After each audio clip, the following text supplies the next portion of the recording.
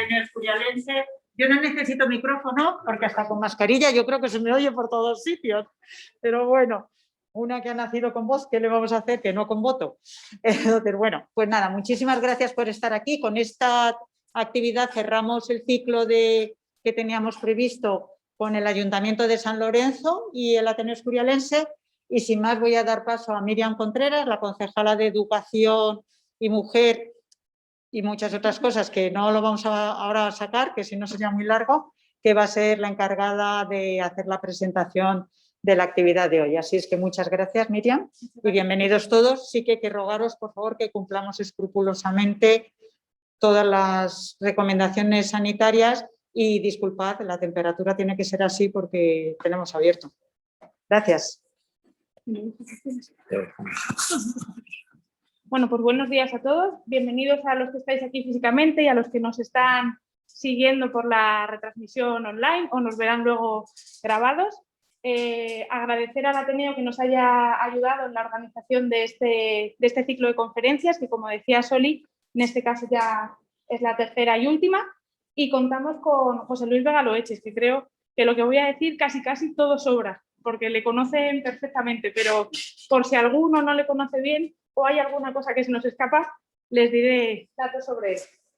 José Luis Vega Loeches nació en Madrid en el año 79 y es doctor en Historia del Arte por la Universidad Complutense de Madrid, con su tesis que tenía el título de Idea e imagen del Escorial en el siglo XVII.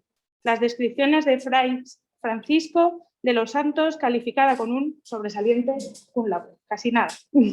Ha participado como ponente en cursos, congresos y simposios nacionales e internacionales y ha sido becario del Museo Peggy Guggenheim de Venecia e investigador en el proyecto I+D de la Universidad de Málaga, con el título Desarrollo de un tesauro terminológico y conceptual de los discursos teórico-artísticos de la Edad Moderna. También ha trabajado como asesor histórico, documentalista e ilustrador en proyectos museográficos como el Leonardo, La mirada del genio, que obtuvo el primer premio en el Festival Internacional de Producciones Audiovisuales para Museos. Y yo he de decir también que tenemos el gran honor, que muchos de vosotros sois alumnos en este caso, de tenerle como profesor en el curso de Historia del Real Sitio que se lleva realizando durante más de 10 años en la Casa de la Mujer, y además contamos con la suerte de tener muchísimas publicaciones en las que ha participado. En este caso, la conferencia que vamos a tener el honor de escuchar y de aprender más todavía tiene el título de Que no entren por ninguna causa, el lugar de la mujer en las visitas del Real Monasterio de San Lorenzo del Escorial durante el siglo XVII. En esta conferencia nos va a dar unas pinceladas sobre la mujer que tenía el acceso vetado al monasterio, porque realmente estaba pensado pues, como tal, un convento de clausura masculino. No obstante, con todas las colecciones que tenía el monasterio en su interior, pues le otorgan al final una dimensión de museo, de monumento visitable, al que tendrán acceso las mujeres, pero previa licencia del rey y del nuncio apostólico. Gracias a estos salvoconductos podemos establecer un registro de visitantes femeninas al Real Monasterio a lo largo del siglo XVII y, como veremos, sorprende por su cantidad y por su constancia. Así que os dejo sin más con José Luis para que aprendamos mucho más. Muchas gracias. Muy bien, muchas gracias por la presentación. Buenos días a todos.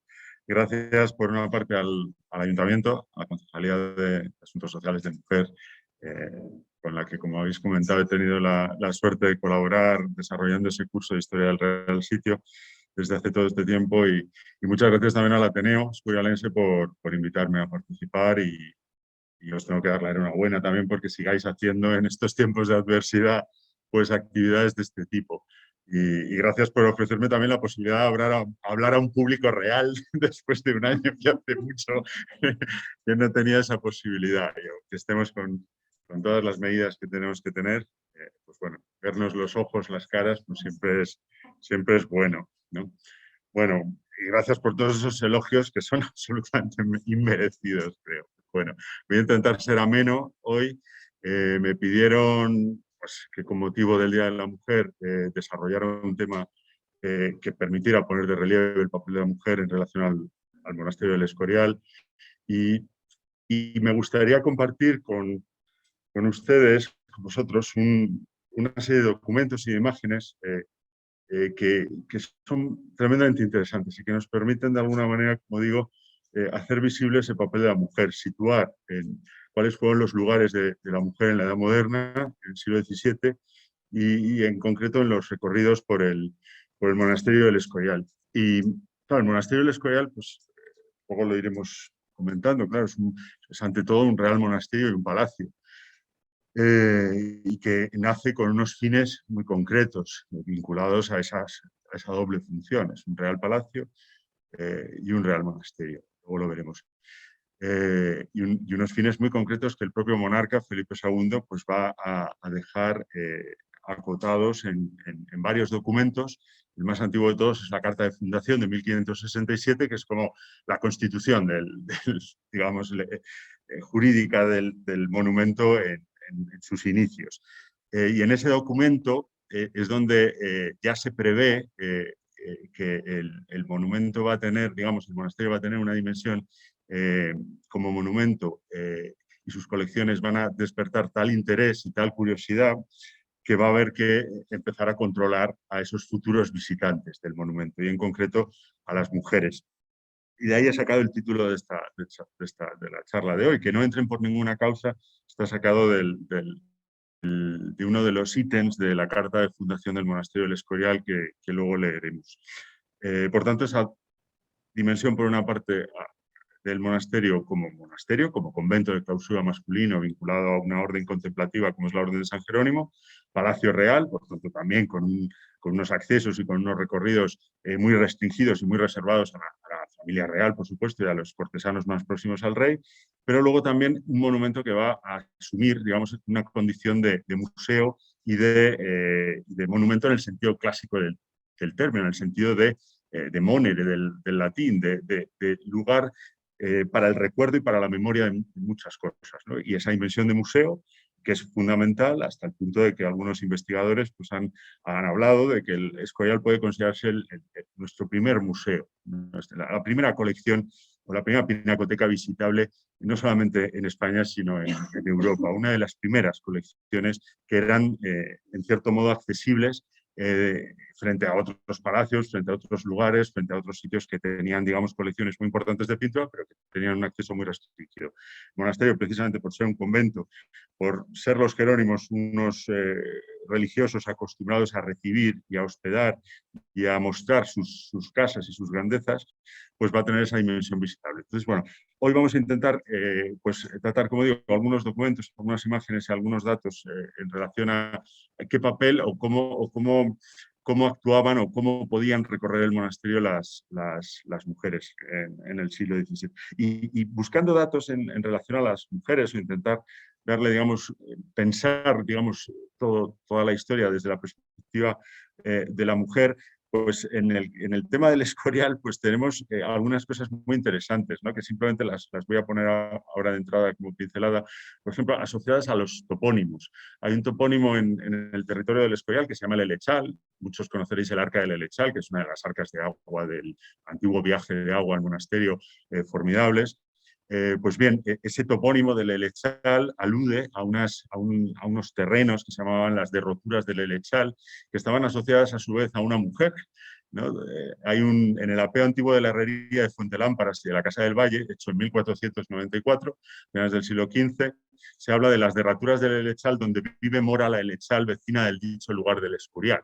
Es decir, por eso cuando hablemos del Elechal y de las derroturas del Elechal, cuando pensemos o nos demos un paseo por ahí, recordemos a esa Mora la Elechal, vecina del dicho lugar.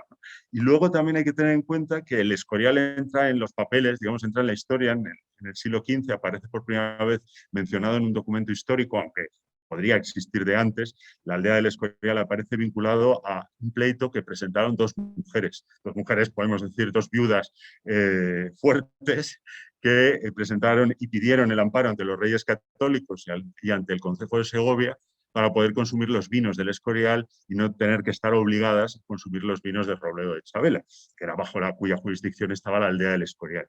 Entonces es también curioso, ¿no? Gracias a esas dos mujeres, podemos llamarlas fuertes, viudas, Mari Sánchez la Montera y doña Susaña, pues el Escorial aparece por primera vez en un documento por escrito y fue un documento que publicó en su momento, en el año 95, el profesor Sánchez Meco en su estudio histórico sobre la aldea del Escorial, de Aldea Villa de Realengo, ¿no? Y bueno, pues es curioso, ¿no? El Escorial entra en la historia de la mano de estas dos mujeres. Pues un poco pues, por situarnos a la izquierda, tendríamos las derroturas del Lelechal, hacia el arca del Lelechal, y este sería el antiguo Caminar. Bien, la carta de fundación, la cláusula 55 de la carta de fundación, que como digo es ese documento base de lo que Felipe II quiere que sea su edificio, su monasterio, dice, en ese ítem 55, dice: otros y por cuanto podría suceder que por ser el dicho monasterio tan insigne en la obra del tan principal, que aunque el dicho monasterio se edifica en despoblado, algunas personas, así hombres como mujeres, con curiosidad de ver dicha obra, fuesen allí y quisieran entrar en él y que les mostrasen la casa, queremos y ordenamos que en cuanto toca a las mujeres de cualquier estado y condición que sean y de cualquier parte el lugar, no entren ni puedan entrar, sino tan solamente en el cuerpo de la iglesia y capilla de ella, con que en la capilla no puedan estar ni quedar a los oficios, y que en ninguna otra parte del dicho monasterio y casa de él, ni en el cuarto que labramos para nos, ni en ningún jardín ni huerta, no puedan entrar ni entren por ninguna causa ni razón que sea.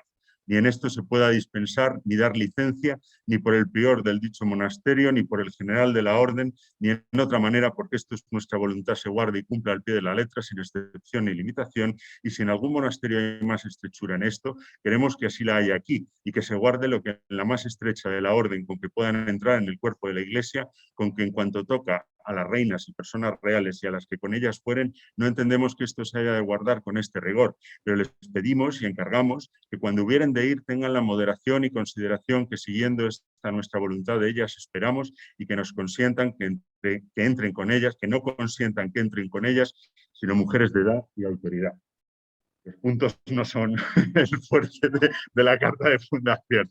Pero fijaos la cantidad de cosas tremendamente interesantes. Lo primero, en una fecha tan temprana como 1567, en el que es el año en el que muere Juan Bautista de Toledo y muere dejando el edificio empantanado en andamios, en zanjas, es decir, todavía no se ha levantado ni una sola pared del monumento. Ya Felipe II tiene una absoluta conciencia y conciencia y voluntad y se quiere adelantar, digamos, a la dimensión que va a tener el monumento, como el monasterio como monumento, como digamos, está anticipando la dimensión cultural que va a tener y que va a adquirir el edificio. Y desde luego establece, digamos, ya unas cláusulas para limitar el acceso a las mujeres, como digo, porque no tenían lugar. Todas este veto luego se va a ir suavizando. Por ejemplo, aquí dice que no se pueda dispensar ni dar licencia. Lo vamos a ver como en las constituciones que posteriormente II, pues se va a permitir que determinadas mujeres de título, pues pidiendo permiso al rey por una parte y luego con un salvoconducto, digamos, hoy día de la Nunciatura Apostólica, pudieran acceder a la zona de la clausura y pudieran, por tanto, recorrer el edificio y ver, por ejemplo, las salas capitulares, ver la iglesia vieja, ver aquellos espacios en los que había pinturas muy importantes. Luego veremos cómo la colección de pintura del Escorial en el siglo XVII se convierte además en un se remoza, se mejora, se enriquece con nuevas obras pictóricas y se convierte en un perfecto itinerario edificante para mujeres y para hombres, ¿no? Porque todas son pinturas religiosas y todas son pinturas que ejemplifican y que se describen en clave moral, como luego comentaremos. Entonces, fijaos, ya en 1567 Felipe II tiene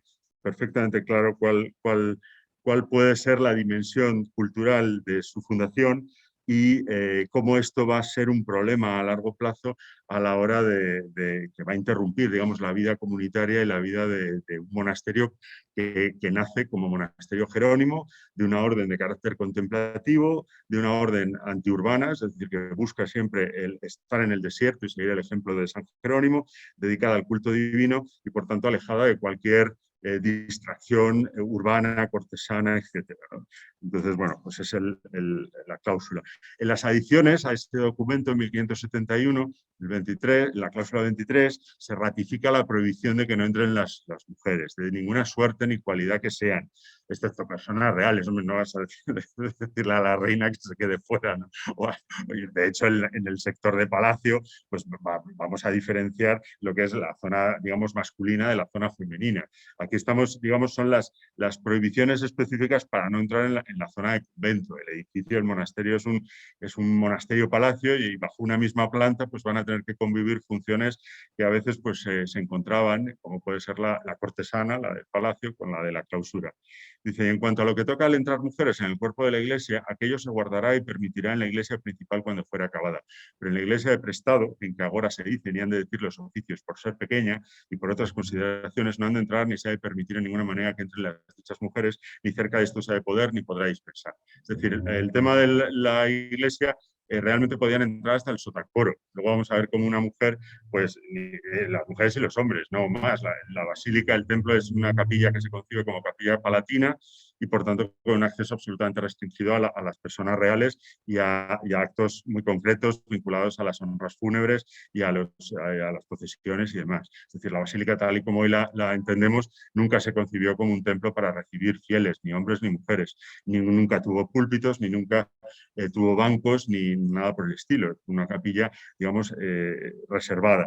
Y el sotacoro era la iglesia, debajo del coro, el espacio que servía, digamos, como para ir a los actos religiosos y demás, ¿no? Y hasta ahí es donde van a poder llegar también las mujeres, excepto algunas, luego veremos, que van a solicitar permiso para montarse su propia capilla en donde están alojadas, porque no quieren de alguna manera estar con el resto de la gente que pueda acudir ahí al sotacoro a los oficios religiosos, ¿no? Entonces, ¿qué más cosas dice aquí? Sí, que no se podrá, esto no se, ni cerca de esto se debe poder ni podrá dispensar. Realmente, bueno, Felipe II, pues muchas de las prescripciones que deja por escrito en todos estos documentos, pues luego la verdad es que si levantara la cabeza, pues en muchos puntos pues se van a ir suavizando, se van a ir moldeando y se van a ir saltando a la torera. Digamos, la cláusula más restrictiva que se saltó eran todos los primeros jerónimos y luego sus herederos, va a ser la de que no hubiera población estable junto a ese eremitorio jerónimo, ¿no? Que tenía que permanecer aislado en la naturaleza y en el desierto. En la cláusula 58 de la Carta de Fundación también restringe el aposentamiento del séquito y de la corte. Y porque nos deseamos y queremos que en dicho monasterio haya todo recogimiento y quietud y sosiego, y que los dichos prior y frailes no sean perturbados ni desasosegados con huéspedes y personas extrañas. Mandamos y expresamente prohibimos que cuando nos y los reyes nuestros sucesores fuéremos al dicho monasterio, los que fueren en nuestro acompañamiento ni sus criados no puedan aposentarse dentro del dicho monasterio, ni tener ni poner en él sus caballos ni cabalgaduras, y que tan solamente queden dentro del dicho monasterio los que en el cuarto que para nos se labra para nuestro servicio hubieran de quedar, según y por la orden que nos y los reyes nuestros sucesores para esto diéramos. Es decir, restringe incluso el acceso con caballos, algo que luego los Borbones pues, se van a encargar de modificar, y de ahí pues, la nueva entrada del patio de coches y toda una serie de elementos, ¿no? Y la propia reestructuración de la lonja, que se va a ir adaptando progresivamente también a las cabalgaduras, a los coches. Pero en origen Felipe II no quiere que la lonja sea atravesada en coche ni carroza. Es decir, la lonja supone el espacio de excepción en torno al nuevo templo de Salomón, digamos, a ese edificio emblemático y singular, y al que se debe de acceder de forma limpia, a pie, y luego vamos a ver un grabado muy bonito en el que se ve perfectamente cómo las cabalgaduras quedaban fuera y se atravesaba la lonja a pie. Bueno, aquí tenemos otra de las prescripciones. Bueno, este grabado que tenemos aquí, ¿no? Es un grabado, es copia basada a partir de un original de Menier de mediados del 17, que está en la Biblioteca Nacional, y vemos como en lo que actualmente a la izquierda es el Paseo Juan de Borbón, pues ahí están todas las carrozas, los caballos y demás, y están atravesando la lonja a pie en diferentes comitivas y demás, ¿no? Entonces, lo he escogido un poco, pues hay otros grabados que están hechos en Holanda, en Ámsterdam, y hechos por maestros que nunca han estado en el Escorial y que pues inventan mucho lo que aparece en las imágenes, ¿no? Pero curiosamente, pues parece representar esa obligatoriedad de quedarse al otro lado de la lonja y de respetar el espacio en torno al monasterio y de entrar a pie al edificio. y que forma parte pues, de todas esas prescripciones del rey y esa voluntad frustrada en el fondo de que no vengan visitantes y que no perturben que es un poco paradójico, es decir, tú estás haciendo una gran cámara de maravillas, estás haciendo que al Escorial lleguen las mejores colecciones de libros, es decir, le estás dando una dimensión al monumento de museo y además reconocido por sus contemporáneos como un gran artefacto cultural lleno de objetos que atraen la atención de los curiosos, sean pinturas, sean cuadros, sean reliquias, y a la vez estás restringiendo el acceso porque de alguna manera la voluntad primera de Felipe II es la de crear, digamos, un monasterio jerónimo asociado a unos fines funerarios y a unos fines religiosos.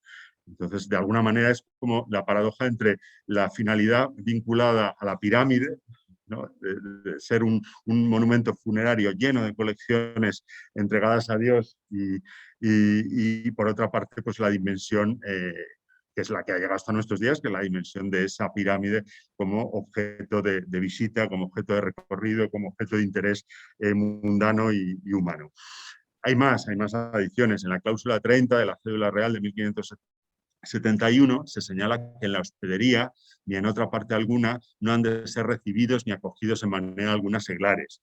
Luego en las adiciones del 92 que no duerman huéspedes, es decir, hay toda una serie de prescripciones que prohíben, digamos, o que intentan por lo menos limitar el acceso y en vida de Felipe II pues se deberían de cumplir. Después pues vamos a ir viendo cómo no se cumplen y el monasterio obviamente pues los propios jerónimos se van a convertir en los primeros interesados en hacer de guías y en construir también, en publicar guías del propio monumento, ¿no?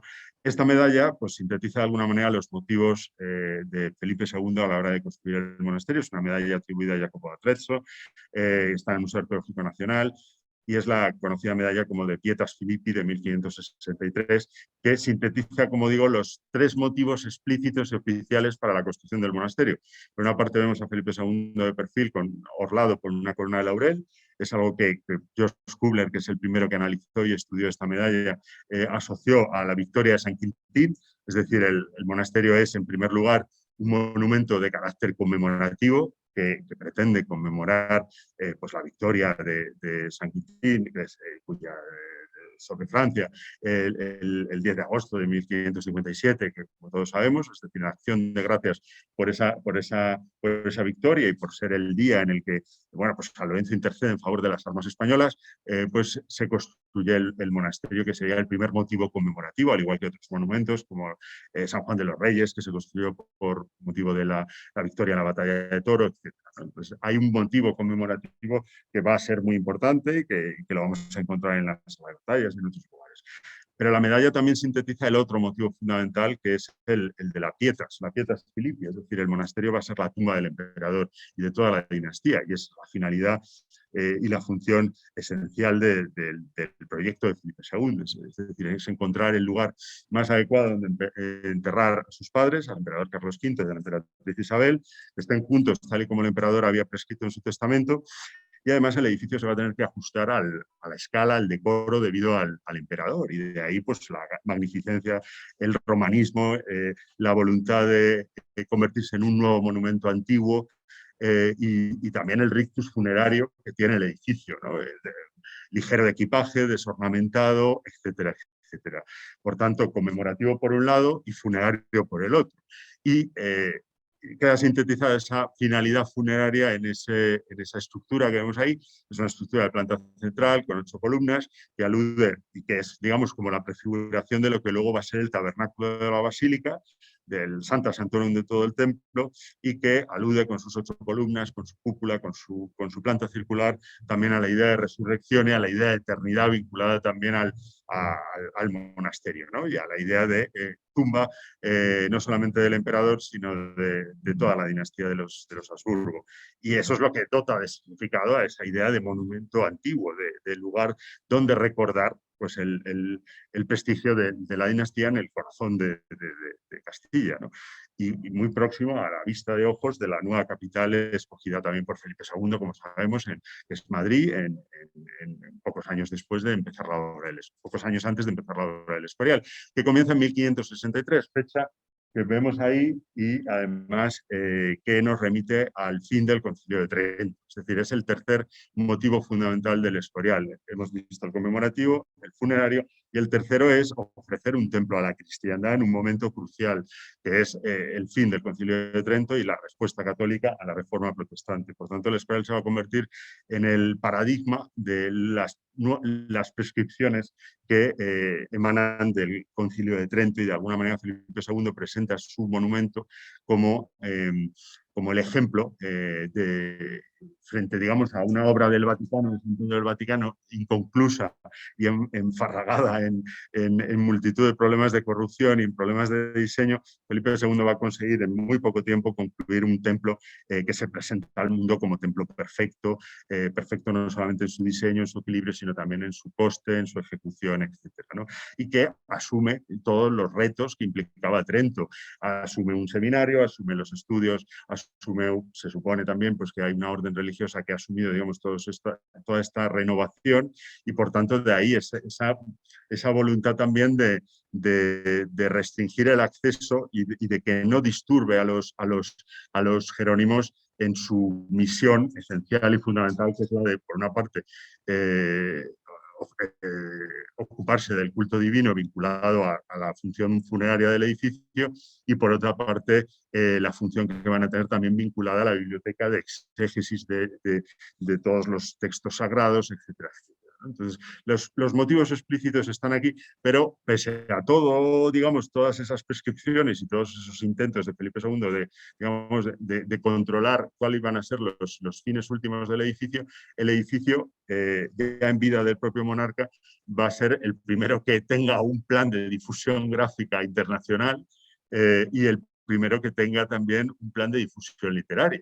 Es decir, Juan de Herrera, con su propio dinero, con su propia apuesta, digamos, empresarial, contratando él al grabador, comprando el papel en Italia, comprando los impresores, se va a convertir en el artífice y en el impulsor de la difusión gráfica del monasterio, no solamente en toda Europa, sino también en América. Por tanto, frente a esa voluntad, digamos, de restringir los fines, siempre está esa otra voluntad, digamos, esa paradoja de que Felipe II evidentemente va a querer que su monumento sea el más conocido en el mundo, y de hecho va a ser el primer monumento en la historia de Europa que tenga una difusión gráfica específica y de carácter internacional. Por tanto, de esa imagen podemos ver tan abstracta y tan de maqueta arquitectónica sin una sola persona en torno, pues vamos a ver cómo la evolución luego natural de las cosas pues va a ir acompañada a que esa lonja se empiece a poblar de visitantes y empiecen a atraerse y empiecen a llegar hasta aquí pues como un auténtico imán. Y lo vamos a encontrar en testimonios como el del padre Sigüenza. El padre Sigüenza, en su historia, publicada en 1605, dice: la pintura, está hablando de la portería del convento, está hablando de un cuadro de Navarrete que presidía la portería del convento, que ahora es un cuadro, una pintura que está ahora en el Museo Nacional de Dublín. Es una de esas pinturas que se llevaron los franceses. Y dice: la pintura de historia, dice, es muy a propósito para el recibo y hospedaje de la casa, y es bien menester tenerla siempre delante de los ojos, para que no se pierda la paciencia ni se enfríe la caridad. Dice: con la multitud de huéspedes que llegan cada hora, que solo para mostrarles la casa, dejo aparte del continuo gasto de los que comen, cenan y duermen, son menester hombres que tengan pies de bronce y no menor caridad que Abraham, porque acontece a cada paso haberla andado a mostrar con unos y llegar luego otros y luego otros, y todos tan ganosos o tan impacientes si no les acuden puntualidad a su gusto, como si fueran ellos solos con quien se había de cumplir, hácese todo lo posible y no basta. Sigüenza es un poco exagerado siempre en sus manifestaciones, pero en el fondo está poniendo de manifiesto un problema enorme que otros monasterios pues no van a tener. Va a ser un monasterio siempre muy especial, igual que va a ser el único monasterio jerónimo que no va a tener capacidad de elegir a su prior, porque el prior va a ser elegido siempre por el rey. También va a ser un monasterio que va a tener que sufrir, digamos, la dimensión cultural o la dimensión de atracción de público. Y estamos en el siglo XVII. O sea, parece que todos estos fenómenos siempre se empiezan a contar como desde el siglo XVIII, desde el siglo XIX, o como fenómenos muy recientes, pero todo se desarrolla ya en el siglo XVII. Aquí tenemos un montaje en el que he colocado el cuadro de Navarrete, de Abraham y los tres ángeles en la portería del convento, que era la portería donde en esos asientos y con esa chimenea pues podían esperar los visitantes que llegaban. Y en esos recorridos he querido también mencionar, traer la descripción que hace de un cuadro de una pintora, de una mujer, el propio el padre Sigüenza. Y habla de Lavinia Fontana, hija de Próspero Fontana, pintor famoso en Bolonia. Tenemos de su misma mano, y está en el capítulo que llaman del vicario, aquella historia de Nuestra Señora con el niño dormido, echado a la larga encima de unas almohadas labradas con el San Juanico y San José y la Virgen, que levanta un velo para que se vea el niño. Dice, pintura tan alegre y hermosa y de tan muy colorido y tan llena de dulzura que nunca se hartan de verla, y con haber en aquella pieza tantas y tan valientes pinturas, esta sola se lleva a los ojos y enamora, especialmente a la gente ordinaria.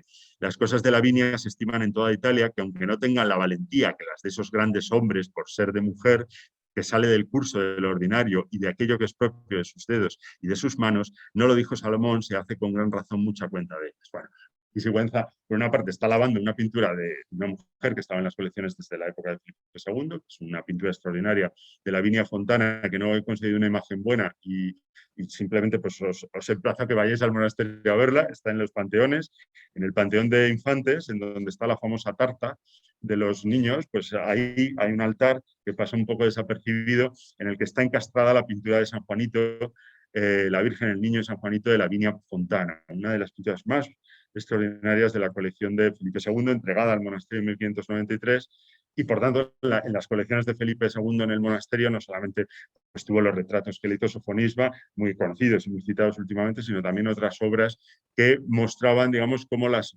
pintoras, las mujeres también habían pintado. Y Sigüenza, pues es un poco, dice, bueno, en el fondo quiere decir como que es una gran pintura, que gusta a la gente ordinaria en la medida que es una pintura pues como sentimental y demás, y que bueno, que no está mal para ser obra de una mujer, dice que se sale del curso ordinario de aquello que es propio de sus dedos y de sus manos. Y como veremos, cada vez se está poniendo más de manifiesto, la mujer estaba presente en los talleres de escultura, en los talleres de pintura, en los talleres de retablos, estaba presente siempre había estado presente en los scriptorium de los conventos, y también la vamos a encontrar pintando, y la vamos a encontrar en las colecciones del Siglo de Oro y en las colecciones del Escorial. Y en la pintura, dentro de esa estructura muy encorsetada a la que van a tener que estar sometidas las mujeres en la Edad Moderna y en concreto en el siglo XVII, toda esa estructura de lo que podían o no podían hacer, y siempre hablando de mujeres dentro de un estatus elevado,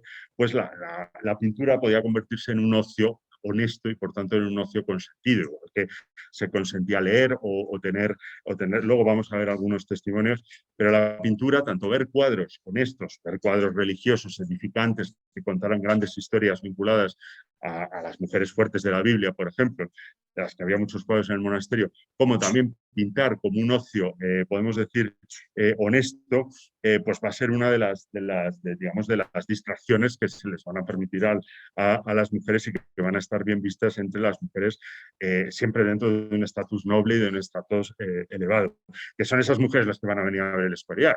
No estamos hablando de cualquiera, evidentemente, estamos hablando de esposas, madres, hijas de embajadores, estamos hablando de la alta nobleza, estamos hablando siempre de un estatus alto dentro de una sociedad estamental muy estratificada, etc.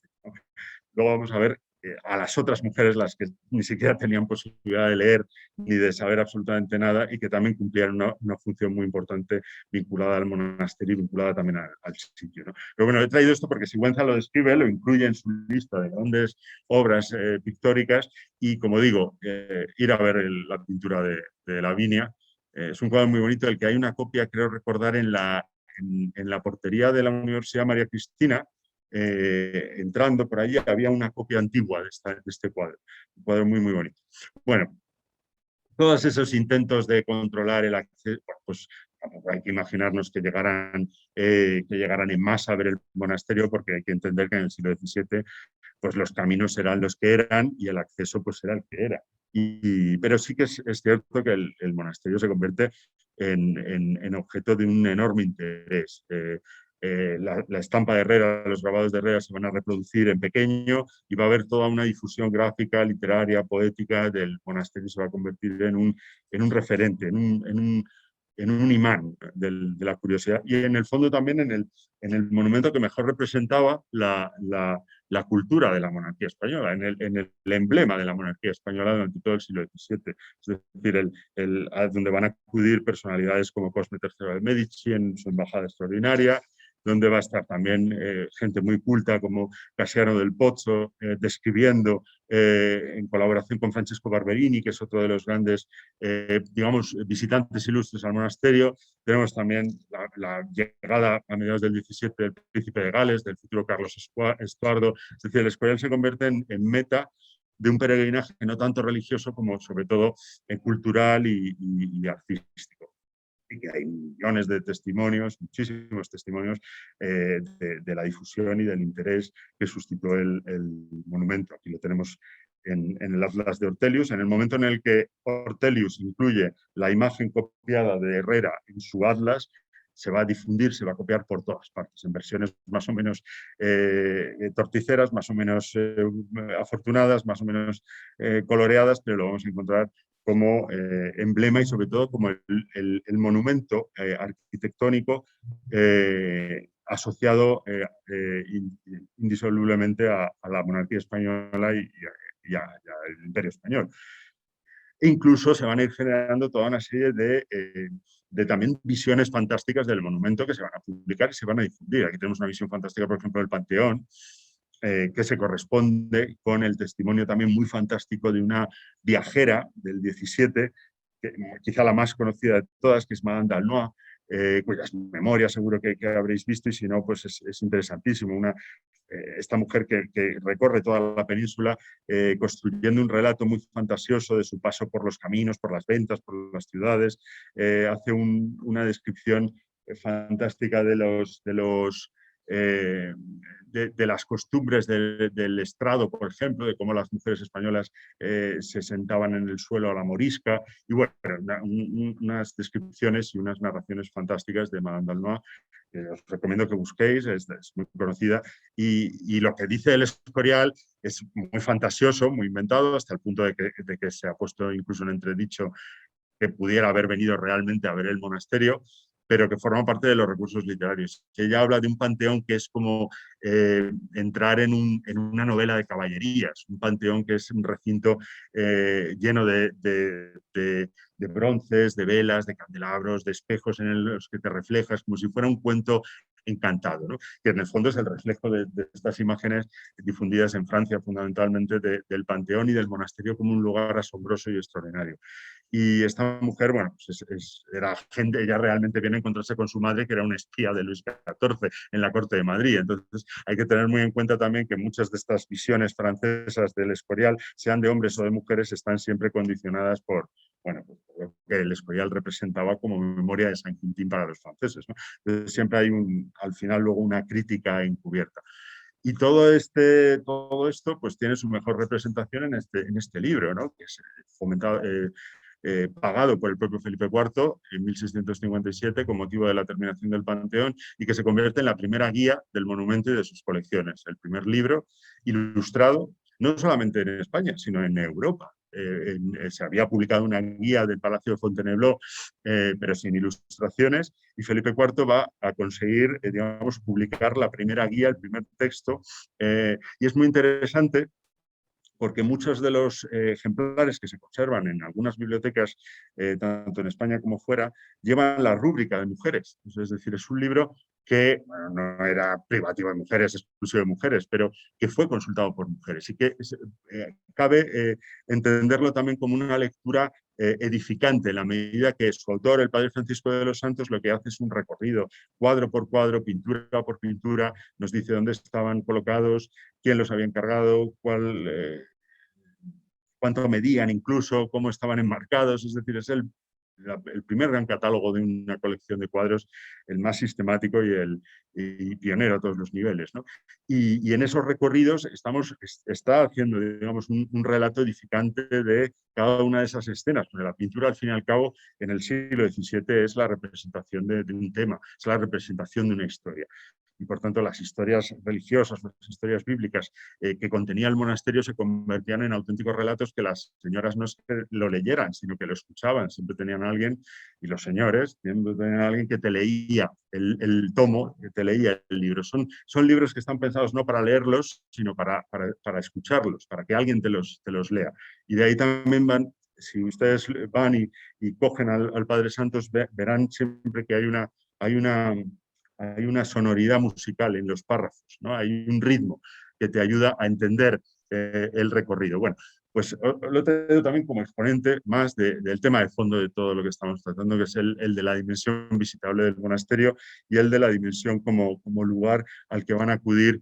Y además el mejor ejemplo de ello es que de esa primera edición va a haber otras 3 ediciones en 1667, en 1681 y en 1698, en cada una de las cuales el mismo señor Francisco de los Santos pues va a ir incrementando, va a ir actualizando, digamos, es la primera guía que se va actualizando cada 10 años de las colecciones del Escorial. Y además deja en ella testimonio de esto que decía Luis Méndez de Haro, que fue el heredero del conde duque de Olivares, el sobrino del conde duque de Olivares y valido del rey Felipe IV. Dice, aunque en San Lorenzo hay tantas cosas grandes del Tiziano, hay otro mucho pedazo de pintura muy malo e indigna de estar en aquel lugar y entre las otras. Y como aquel es un teatro donde van a parar todo el año tantos extranjeros y lo admiran por maravilla tan grande, holgaría que se pudiese ir quitando todo lo malo. Bueno, es un poco comentario un tanto snob de un señor del 17 que considera anticuada la decoración original del monasterio, pero que pone de manifiesto también la dimensión que tiene el monasterio como, digamos, lugar presentable desde el punto de vista internacional. Y sobre todo Meca y lugar al que acuden pues casi todos los embajadores en su paso por la corte de Madrid. He escogido algunas imágenes del 17, todas, no me he querido ir en absoluto al 18, claro, todo esto en el siglo XVIII, si pensamos por un momento en lo que hace Carlos III construyendo o creando una ordenanza municipal para que aquí haya residencias para albergar a toda esta gente, pues podemos entender, claro, ¿no? O sea, cuál es la dimensión que luego en la Ilustración supone todo esto, ¿no? Cuando luego la Academia de San Fernando en el siglo XVIII ya no solamente, digamos, intente sistematizar el valor del monasterio, convirtiéndolo en paradigma también de un estilo nacional, cosa que no habíamos hecho nosotros en el 17 y que se va a intentar hacer en el 18. ¿No? Entonces, los caminos eran los que eran. Madame d'Aulnoy, como digo, es la mejor que nos puede escribir lo duras que eran las ventas, lo duro que eran las literas, los caminos, la porquería que había por todas partes, el riesgo que corría cualquier viajero en aquel entonces, porque podía ser objeto de robo, objeto de pillajes. Es decir, moverse hasta San Lorenzo del Escorial era realmente una voluntad la de venir hasta aquí, o sea, implicaba voluntad.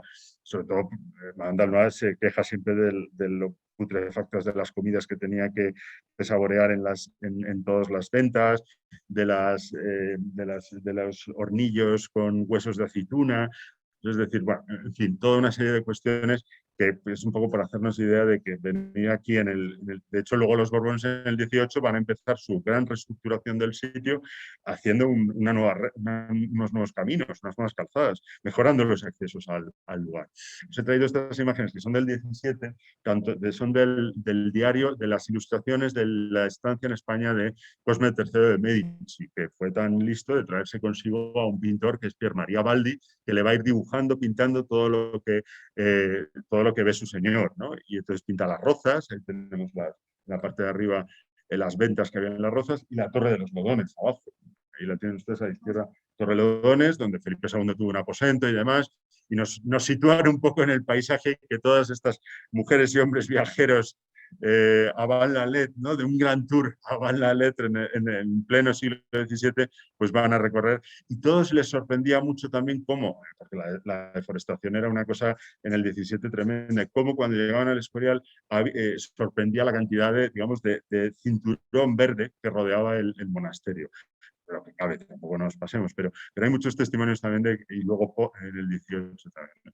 Y bueno, aquí ya llegamos a nuestro edificio. Estos son de Álvarez de Colmenar, esta es de Pier Maria Baldi, que es interesante porque nos lo muestra la fachada principal, nos muestra a la izquierda las casas de oficios y digamos todo el sector cortesano, todo el sector de edificios vinculados al palacio, a la parte digamos más laica, y a la derecha toda la zona conventual, una restringida, de acceso restringido.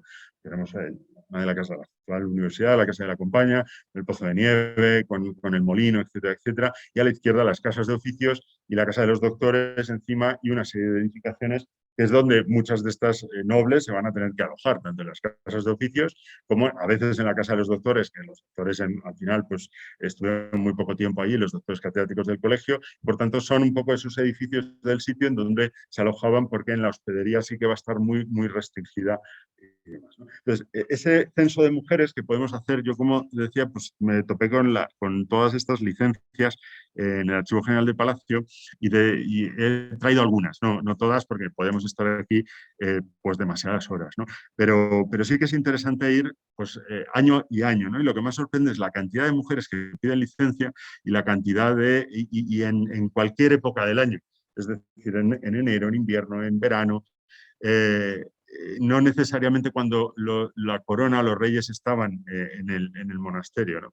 Por ejemplo, el 2 de julio de 1630 obtiene licencia para visitar el monasterio las señoras doña Margarita Cirino de Salazar y doña Catalina Valdez, mujer del licenciado José González del Consejo Real, para que puedan, con otras 2 señoras y 2 criadas, entrar en el monasterio y ver y caminar por los claustros, sacristía, aposentos, huertas y jardines y otros lugares del dicho monasterio, pero que no duerman en la clausura ni coman en ella, y que cuando caminaren por los dichos lugares vayan acompañadas del superior de dicho monasterio o de otro fraile viejo que con licencia del dicho superior. Siempre, la mujer siempre se la permite hacer cosas siempre y cuando pues tenga un señor mayor a su lado, ¿no? No se sabe por qué, se suponía que iba a ser... Bueno, en fin. Luego, en el año 32 tenemos Carta del Peor fue Julián de Tricio, de don Antonio Hurtado de Mendoza, en 1632 para doña Teresa de Mendoza, mujer de don Francisco Zapata, caballerizo de su majestad y subteniente de la Guardia Española y conductor de los embajadores, va con otras señoras a ver esa Real y Santa Casa. Dios le guarde, tendrá mucho gusto en que hagan a su señoría cuanto agasajo y cortesía se acostumbra con las mujeres de los criados tan principales, y más siendo su marido tan favorecido el conde duque.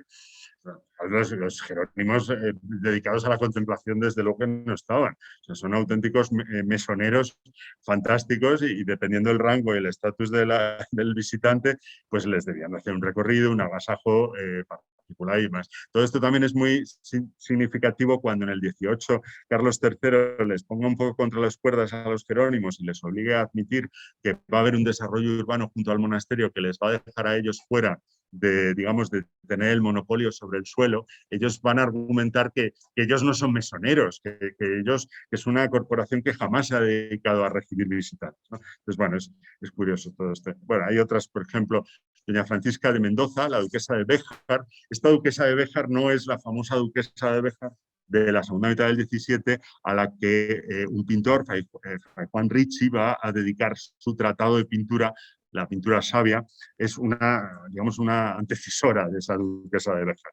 Pero bueno, es interesante también que visite. En 1633 tenemos a doña Juana Gutiérrez Girón. En el 33, el 27 de agosto, doña Úrsula Pulido, doña Ana de Rosales. Tenemos también el secretario Bernabé lleva a Guadalupe a doña Ana, su mujer, y a mi señora doña Juana, y de vuelta de viaje han de parar por esta Santa Casa. Es decir, los que vienen de Guadalupe paran en el Escorial, piden licencia y demás. Doña Catalina de Camporredondo, mi hija, que pasa por allí mañana con el señor don Jerónimo de Puenmayor, alcalde de Valladolid. Claro, lo interesante de esto es que como estaban obligadas a tener el salvoconducto, tenemos el censo de quienes venían. Ojalá tuviéramos también un censo de los visitantes masculinos, ¿no? Porque entonces podríamos reconstruir la dimensión visitable del monasterio, vamos, mejor que un museo en la actualidad, ¿no? Y bueno, en el número 45 tenemos también la duquesa de Feria. Esta duquesa de Feria es interesante porque no es a doña Ana de Cardona, eso es un error que me he fijado luego, es doña Ana de Córdoba, duquesa de Feria. Además, viene en un momento es la viuda del gran duque de Feria, el que aparece en el Salón de Reinos pintado por Carducho, que había tenido un papel fundamental en el fin de la Guerra de los 30 años, en las guerras contra los suecos y demás, ¿no? Y esta duquesa de Feria es la que además acaba de ser viuda, se acaba de quedar viuda y acaba de morir también su segundo hijo. El primero había muerto siendo un bebé de pecho y su segundo hijo también había muerto. y quizá pues en este caso pues viene por motivos, pues yo qué sé, pues para desconectar, ¿no? Pero en una situación muy especial, ¿no? Y bueno, pues este es el caso. Hay muchos casos que no nos podemos detener. Por ejemplo, ahí se menciona, por ejemplo, en el número 46 que lo he puesto en azul, se menciona y que entre este día con las mujeres que le acompañen, y dice, y aunque por las constituciones que el rey don Felipe II, nuestro señor, dejo es menester breve del nuncio para entrar en la iglesia y casa después de alcanzada la licencia de su majestad, ella la sacará como se hace y ha hecho con otras muchas que han pretendido ellos. Es decir, ahí se hace mención, digamos, a que en las constituciones se permitía el acceso al monasterio primero con la licencia y bueno, pues van a entender que pues, ya conseguirá la licencia posteriormente que vaya entrando en el monasterio, ¿no? Bueno, la duquesa de Feria aquí la tenemos también, que solicita además, que quiere, dice, confieso que se me olvidó de poner la señora duquesa entre a oír misa a la capilla de Santa Ana. Ella se llamaba Ana. La capilla de Santa Ana está dentro de la basílica, es a mano izquierda, junto al relicario de la Anunciación. Tiene una pintura de Luca Cambiaso, de Santa Ana, y es una capilla pues, a la que pide, dice, cosa que he visto de 30 años a esta parte que se hace sin licencia, usando esta prerrogativa no solo las mujeres de los mayordomos y gentiles hombres de su cámara. Es decir, más allá del sotacoro, pues había algunas personas pues, que podían meterse por lo que son las capillas laterales e ir a algunas de esas capillas, ¿no? Y bueno, hay otras. El marqués de Velada va con la marquesa, su mujer, y la de Salinas, doña Paula de Marz, don Justinian, el embajador de la República de Venecia, va con su mujer a ver esa casa y entrar en la clausura de ella.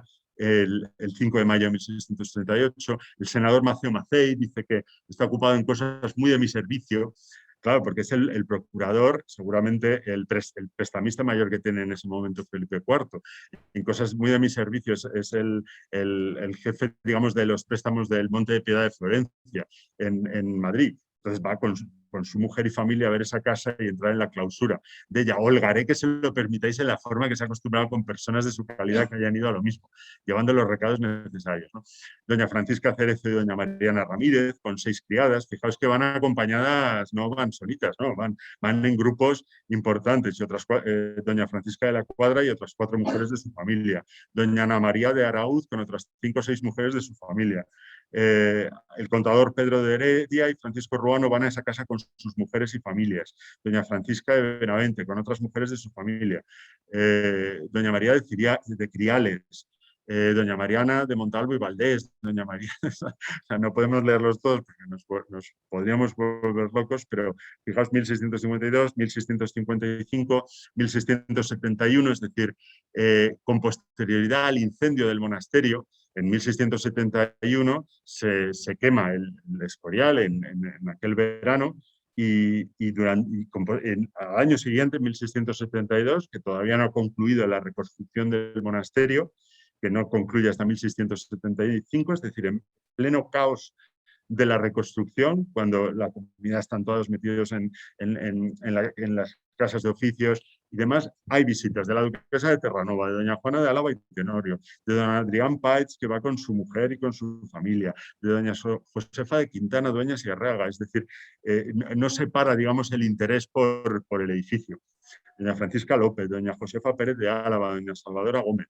Bueno, aquí tenéis. Y seguimos, claro, 1673, 1673, dice, y si la primera vez no ven toda satisfacción, les damos licencia para entrar segunda vez de la misma manera. Es decir, como veis, la prescripción de que no entran las mujeres en el monasterio, pues veis que se la saltaron alegremente. 1674, doña Petronila de San Miguel, doña María del Río, doña Ana de Aragón, doña Josefa Caballero, etcétera, etcétera. Bueno, tengo hasta 1677 todos los documentos y los datos referidos, ¿no? Y sí quería, un poco para ir concluyendo y no alargarme en exceso, sí me gustaría ahora, para hacernos un poco la idea de cuál era el papel de la mujer en el 17, tenemos un documento muy bonito, que es esto. Además, os lo podéis descargar de la Biblioteca Nacional, que está online, que es los textos de Luisa de Padilla y Manrique, que fue condesa de Aranda, entre 1590 y 1600, bueno, nace en Burgos en 1590 y muere en 1646, en Épila, en Zaragoza, y empezó publicando libros con un seudónimo de religioso, pues, para no levantar sospechas, y este es interesantísimo, es de 1637, Nobleza virtuosa, dada la estampa, veis, ella dice ahí por el reverendísimo padre fulanito, realmente es ella la que está escribiendo el libro. Y esta nobleza virtuosa, ella tiene todos sus textos en los que muestra una cultura extraordinaria, cita Plutarco, cita Séneca, cita a San Juan Crisóstomo, a los padres de la Iglesia, a Julio César, a Plinio, o sea, es decir, es una mujer con una cultura extraordinaria que publica un montón de libros durante toda la primera mitad del siglo XVII y con los que intenta de alguna manera convertirse en un modelo moral para una reforma de las costumbres dentro de la casta nobiliaria, dentro de los nobles españoles, tanto para los hombres como para las mujeres. Es decir, se convierte en una profunda moralista de cómo deben de mejorarse las costumbres y ahí pues es muy interesante ver cómo la mujer noble en este sentido no solamente está constreñida por su condición de mujer, sino también por su condición de noble en el 17. ¿No?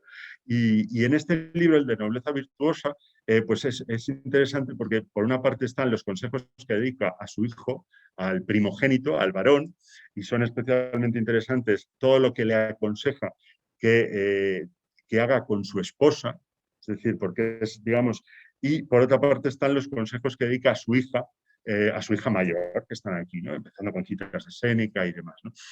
Y los consejos que le dice a su hijo es que, entre otras cosas, trate con respeto, con amor, con cariño a su esposa. Y hay toda una serie de consideraciones que son realmente interesantes por parte de una mujer que se está poniendo en la piel, digamos, del hijo para que, digamos, ese matrimonio sea lo más feliz posible. Y los consejos que le da la mujer, entre otros muchos, no lo vamos a leer todos, le dicen, con lo que he tocado a la derecha, con lo que he tocado de las correspondencias por cartas y lectura de libros, declaro, dice, no seguir la opinión de algunos que dicen que aún las mujeres nobles no quieren sepan leer. Es decir, había toda una serie de religiosos y de moralistas y demás que específicamente señalaban pues, que la mujer eso de leer la mujer pues, que no tenía ninguna necesidad.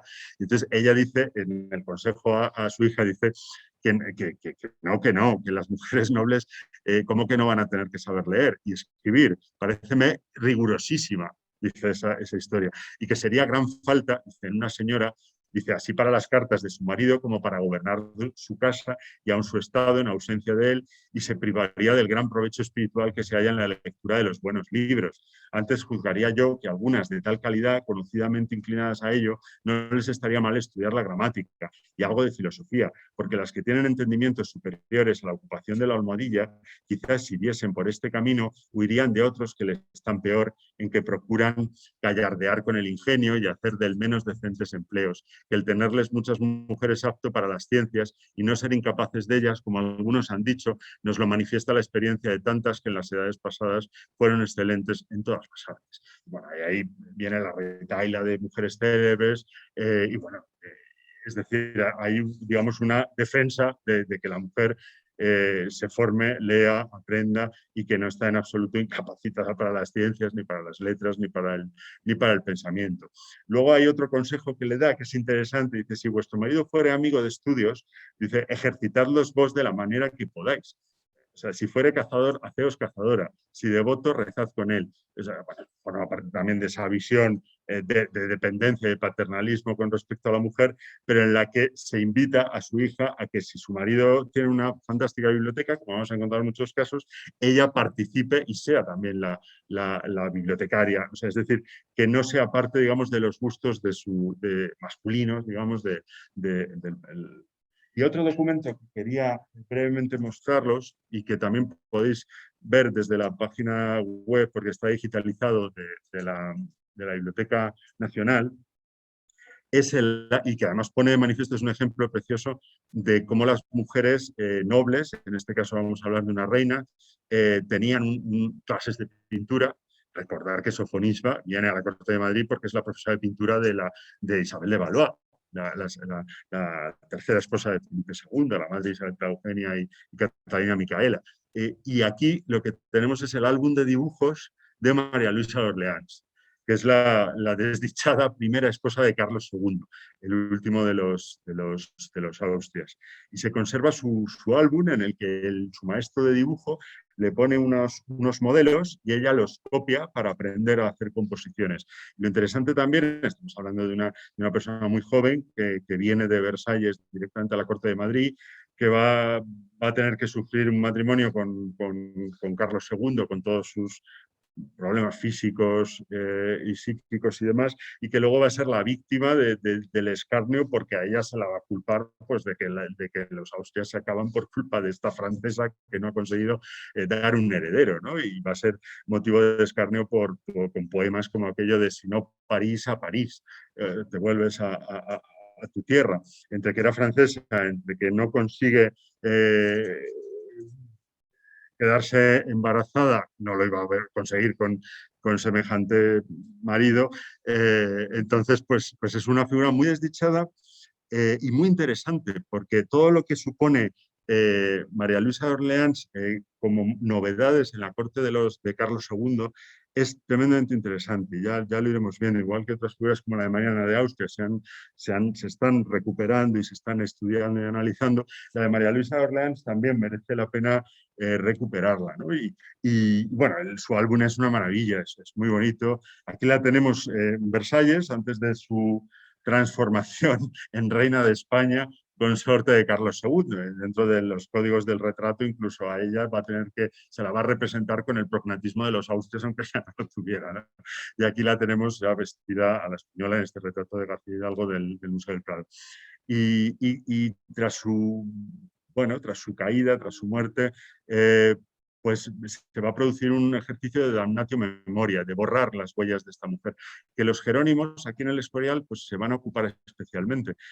Fijaos, esto es la radiografía de un lienzo de Claudio Coello, que está en Praga, que nos muestra cómo Claudio Coello empezó pintando un retrato de la reina, probablemente un retrato de la reina María Luisa, y en un momento dado queda inconcluso ese retrato, le da la vuelta y reutiliza el lienzo al final, nada más y nada menos que para pintar el boceto preparatorio de la Sagrada Forma del Escorial con el retrato del padre Francisco de los Santos, ¿no?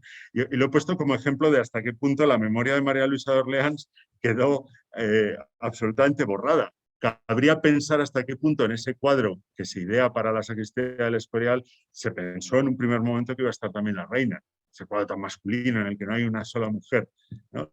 Pues bueno, es interesante y lo he traído un poco también por recordar a María Luisa y por recordar su fantástico cuaderno de dibujos de una niña que está descubriendo a dibujar y que está descubriendo el mundo y que nos deja toda una serie de bocetos y de muy bonitos además, ¿no? Lo de arriba, digamos, es la muestra del profesor y lo de abajo es como lo copia ella y añade cosas de su invención, nada más y nada menos que una jaula con un pajarito. Y bueno, pues aquí también tenemos arriba la muestra del pintor y abajo como ella con un trazo bastante vibrante. Y además estos dibujos son de una modernidad siempre, cuando ves un cuaderno de dibujos que nos deja asombrados y nos permite analizar todo esto pues también desde el punto de vista de la autoconciencia, desde el punto de vista psicológico y psiquiátrico es muy interesante analizar los cuadernos de dibujos que nunca era una distracción de una niña, ¿no? Y aquí tenemos los otros detalles, son todas escenas religiosas, escenas de género, escenas de tocador, y bueno, pues son muy bonitos, ¿no? Y ponen de manifiesto esa voluntad ese papel que podían tener las mujeres como pintoras y el ocio consentido de la pintura. Para concluir muy brevemente, me gustaría hablar de mujeres que no fueran nobles ni reinas, sino de todas aquellas mujeres anónimas que no tenían acceso a la pintura, más allá de ir a una iglesia y ver una imagen religiosa de carácter devocional, pero que no iban a pintar, ni iban a leer, ni nada por el estilo. Y es, digamos, toda esa población que estaba en lo que entonces, en el siglo XVII, se llamaba el sitio.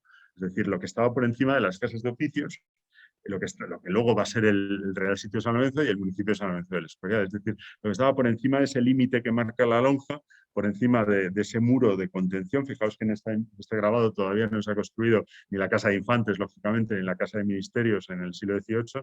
Por encima de ese gran muro que sostiene la ladera de Abantos hay un villorrio de casas, de edificaciones desordenadas, que en contra también de lo que había dejado prescrito Felipe II había ido surgiendo desde el origen, y en el que es donde estaban posadas, donde había también alojamientos regentados en muchos casos con el nombre de mujeres, y en el que también había pues todos los criados vinculados al monasterio residentes. La residencia en el sitio dependía del prior, y tenemos un documento muy bonito en la biblioteca del monasterio que es la memoria de las personas que viven en las casas del sitio, también del 17, de 1680, en el que tenemos... no tenemos un plano, ¿no? Pero tenemos el listado, memoria de las personas que viven en esas casas, ¿no? Y tenemos, en la casa del estanque vive Juan Román, jardinero.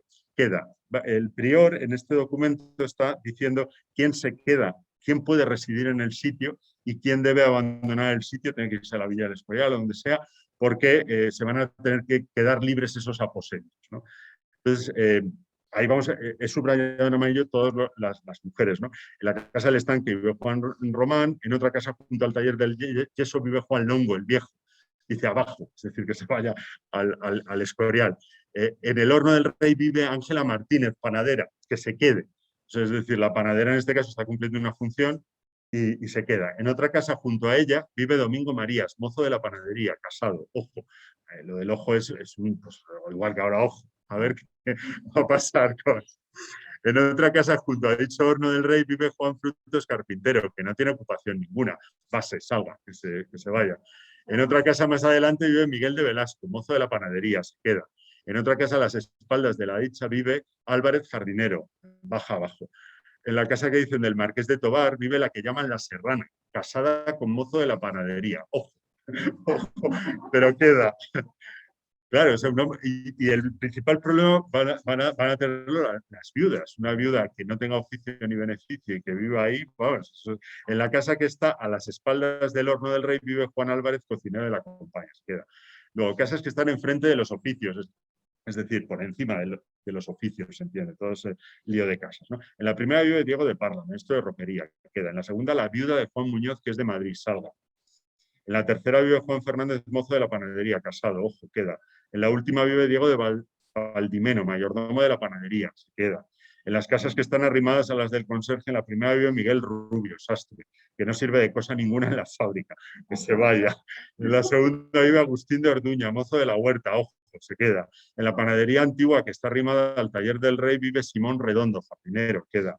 En el callejón que está enfrente de la Cruz de Piedra, que esto es bonito porque podría ser la primitiva Cruz de Piedra de la Plazuela de la Cruz, que es un topónimo muy antiguo. Dice, en la primera casa vive Andrés Chana, pizarrero, se queda. En la segunda, que es la mejor que hay en el sitio, vive el maestro de la huerta, viudo. Compóngase, se refiere a la casa, o sea que se arregle y se queda. Y en la de más adelante vive Lucía López, viuda. Ojo, ojo, hay un doble ojo con Lucía López.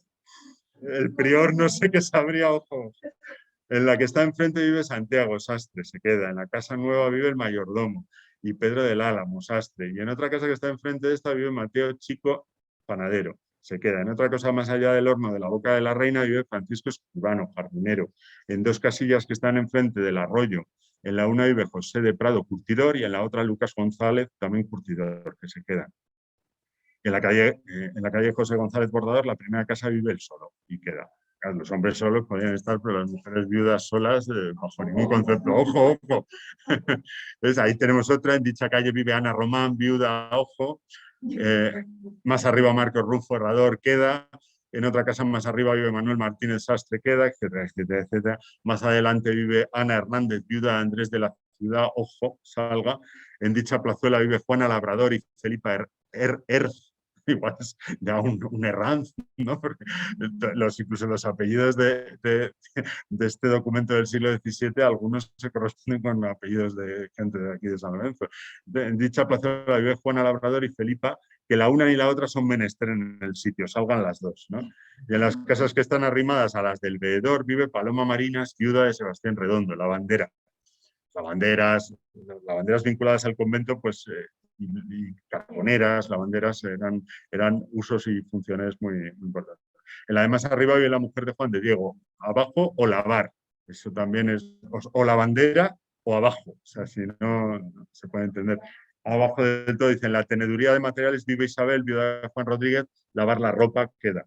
Entonces, bueno, hay otra que se llama, en otra memoria de las personas que sirven en las casas de oficios, dice, ahí habla del cura en su cuarto, de Francisco Rodríguez Carpintero en el cuarto del maestro mayor, en la tapicería del rey Felipe Cabezón, portaventanero, es decir, los encargados de las ventanas. También hay por ahí, no sé dónde estará, el que daba de ver de las ventanas, otro cargo. En otra pieza, la vieja de Sierras, viuda, a casa de su hija. Y en el cebadero de las aves de su majestad, Andrés Bermejo Cabrero Casado sale. Y en un aposentillo que está en el zaguán de la segunda casa de oficios vive Francisco González Peón Casado sale. Y en otro aposento vive Raúl Montero viuda, debe ser la viuda de Raúl Montero, que también la mandan salir. Y en la pastelería del rey, Antonia de Millán, viuda, salga. Y en la pastelería de su Alteza vive la sorda y su hija, abajo, la sorda y la hija. Y en el cuarto alto, que está encima de la cava de la reina, vive la mujer del Feliciano y su marido. Y buscar en el sitio, un sitio, porque aquí lo que necesitan es desalojar las casas de oficios de toda esta gente de cara a una futura llegada del este, ¿no? En las piezas de mozos de retrete vive la viuda de don Pedro Pinardo, Salga, fijaos, y en la cerería de su Alteza vive María García, viuda de Jerónimo de Guardia, Salga también, ¿no? Y bueno, estas son las casas de... Es una pintura posterior de Joly, un poquito posterior, de principios del 18, pero que nos muestra el sitio tal y como se configuró en el 17 y con anterioridad a la reordenación urbana de Carlos III, ¿no? Y bueno, pues he querido con esto cerrar y ver un poco a la mujer en varios aspectos, como visitante ilustre al monasterio, noble como reina pintora y reina que sufrió pues todo lo que... todo el encorsetamiento y todo el paternalismo del momento y también todas estas viudas anónimas y lavanderas que también se las obligaba a salir y que representaban un peligro social, ¿no? Y bueno, pues nada, muchas gracias por la atención.